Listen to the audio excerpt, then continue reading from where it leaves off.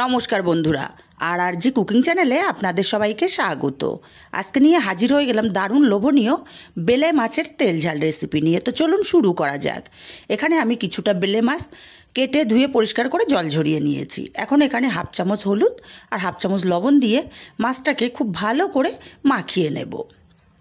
লবণ হলুদটা মাছের সাথে খুব ভালো করে মাখিয়ে এইভাবে রেখে দেব 10 মিনিট। 10 মিনিট পর কড়াই গরম করে দিয়ে দেব পরিমাণ মতো তেল। তেলটা গরম করে ভালো করে ছড়িয়ে দেব। ধোয়া ওটা গরম করে নিতে হবে তেলটা। তারপরে এক এক করে মাছ এখানে দিয়ে দেব। আমি সব মাছ একসাথে দিয়ে দিচ্ছি। মাছগুলো এক পিঠ ভাজা হলে তারপরে আরেক পিঠ উল্টে দেব।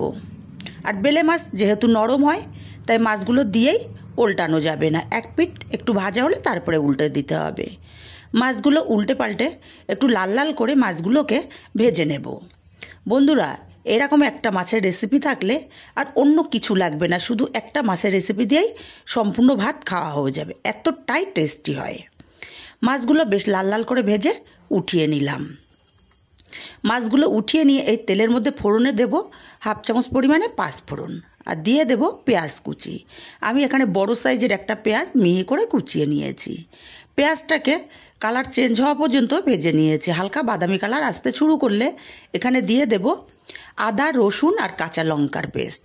আমি একসাথে বেটে নিয়েছি। ঝাল অনুযায়ী কাঁচা লঙ্কা, হাফ ইঞ্চি আদা আর 5-6টা রসুনের কোয়া দিয়ে বেটে নিয়েছি। আদা রসুনটাকেও ভালো করে কষিয়ে নিলাম। এবার এখানে দিয়ে দেব টমেটো পেস্ট। আমি বড় সাইজের একটা টমেটো পেস্ট করে নিয়েছি। আপনারা চাইলে টমেটো কুচিও দিতে পারেন, তবে টমেটো পেস্ট দিলে তরকারির ঝোলটা সুন্দর গাঢ় হয়। টমেটো পেস্টটাকেও খুব ভালো করে কষিয়ে নিয়ে এখানে সামান্য একটু কাশ্মীরি লঙ্কার গুঁড়ো, হাফ চামচ ধনে গুঁড়ো, হাফ চামচ হলুদ গুঁড়ো দিয়ে ভালো করে মশলাটা কষিয়ে নেব। বন্ধুরা, এই রেসিপিতে মশলা কষানোটাই হচ্ছে আসল। মশলাটা আমি খুব ভালো করে কষিয়ে নিয়েছি। এখানে একটু জল দিয়ে দেব। জল দিয়ে আমি মশলাটাকে আরও কিছুক্ষণ কষিয়ে নেব। টোটাল আমি মশলাটা মিনিট সাথে টাইম নিয়ে কষিয়ে নিয়েছি। মশলা থেকে সম্পূর্ণ তেলটা আলাদা হতে শুরু করেছে। এখন এখানে দিয়ে দেব পরিমাণ মতো জল। তবে আমি জলের পরিমাণটা খুব বেশি দিচ্ছি না, কারণ আমি খুব বেশি ঝোল করব না। ভালো করে নাড়াচাড়া করে মিশিয়ে দিয়ে তরকারিটা ফুটে উঠতে অপেক্ষা করব। তরকারিটা ফুটতে শুরু করেছে। এখন স্বাদ মতো লবণ দিয়ে ভালো করে নাড়াচাড়া করে দেব। নাড়াচাড়া করে আমি ঝোলটাকে আরও 2 মিনিট এইভাবে ফুটিয়ে নেব। ঝোলটা 2 মিনিট ফুটিয়ে নিয়েছি। তরকারি কালারটা খুব সুন্দর চলে এসছে। এখন ভেজে রাখা মাছগুলো এখানে দিয়ে দিলাম। মাছগুলোকে দিয়ে নাড়াচাড়া করে ভালো করে মিশিয়ে দিয়ে আমি মিনিট 3 মাছগুলোকে ফুটিয়ে নেব।